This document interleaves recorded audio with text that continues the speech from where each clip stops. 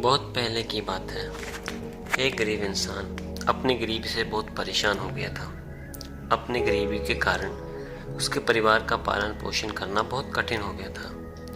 एक पत्नी और 2 बच्चों के भरण पोषण के बोझ ने उसके मन में उथल पुथल सी मचा दी थी। इसी उथल पुथल के चलते उसने घर छोड़कर भाग जाने का निर्णय लिया और रात भर वह चुपचाप यही सोचता रहा कि मेरे परिवार का क्या होगा। परंतु जब वह नदी किनारे पहुंचा तो उसने देखा कि वहां भगवान बुद्ध अपने शिष्य के साथ डेरा डाले हुए हैं। यह देख उसने निर्णय लिया कि वह सन्यासी हो जाएगा और भगवान बुद्ध का शिष्य बनकर उनके साथ ही विचरण करेगा।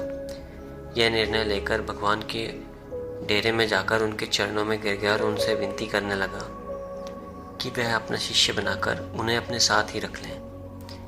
भगवान बुद्ध ने उस गरीब इंसान पर कृपा करके उसे अपना शिष्य बना लिया। उसके बाद जब भगवान बुद्ध का काफिला आगे बढ़ा तो वह भी उनके साथ ही चल पड़ा।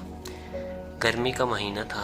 भगवान बुद्ध का काफिला चलता ही जा रहा था। जब वह एक जंगल में पहुंचे तो सभी लोग पेड़ के नीचे विश्राम करने के लिए रुक गए।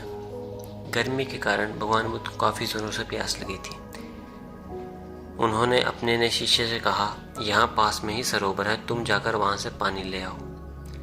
भगवान बुद्ध का आदेश सुनकर वह सरोवर में पानी लेने चला गया। परंतु जब वह सरोवर के पास पहुंचा उसने देखा कि जंगली जानवर सरोवर में उधम मचा रहे हैं। उस शिष्य ने सरोवर के पास जाकर देखा कि सरोवर का पानी जानवरों के उधम मचाने के कारण काफी गंदा हो गया था। सरोवर का कीचड़ और सड़े गले पत्ते बाहर उभर कर आ गए थे। इतना गंदा पानी देखकर वह पानी लिए बिना ही वापस चला गया और उसने गौतम बुद्ध से कहा कि प्रभु, उस सरोवर में तो पानी बहुत गंदा है, उसे तो पिया ही नहीं जा सकता। शिष्य की बात सुनकर भगवान कुछ देर तक कुछ नहीं बोले। फिर उससे कहा, जाओ जाकर उसी सरोवर से पानी ले आओ। भगवान बुद्ध का आदेश सुनकर वह शिष्य पानी लेने चल तो पड़ा, परंतु मन में यही सोचता रहा कि भगवान बुद्ध इतने गंदे पानी को कैसे पिएंगे। परंतु जब वह चलता हुआ सरोवर के पास पहुंचा तो यह देखकर हैरान हो जाता है कि सरोवर का पानी निर्मल और स्वच्छ हो गया है।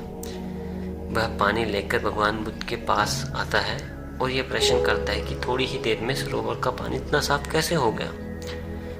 भगवान बुद्ध ने उसे समझाते हुए यह कहा कि जब जानवर पानी में उधम मचा रहे थे तब उसका कीचड़ भर आया था, परंतु कुछ देर शांत रहने पर कीचड़ वापस नीचे बैठ गया और पानी फिर से निर्मल हो गया। इसी प्रकार हमारे मन की भी स्थिति होती है। जीवन की भाग दौड़, कठिनाइयां हमारे मन में उथल पुथल पैदा कर देती हैं और तब हम गलत निर्णय ले लेते हैं। परंतु इस कहानी में हमें यह शिक्षा मिलती है कि कोई भी निर्णय लेने से पहले अगर हम अपने शांत मन पर संयम रखें और धीरज पूर्वक बैठकर सोचें तो मन की वह उथल पुथल भी पानी के कीचड़ की तरह नीचे बैठ जाती हैं और तब हम जो निर्णय लेते हैं वह हमेशा सही होता है। इसलिए बुरे समय में इंसान को कभी धैर्य नहीं खोना चाहिए। भगवान बुद्ध का ये संदेश उसकी समझ में आता है और वह जब वह शांति से बैठकर सोचता है तो उसे आभास हो जाता है कि उसने गलत किया अपना घर छोड़कर। भगवान बुद्ध से आज्ञा पाकर वह वापस अपने घर को चला जाता है।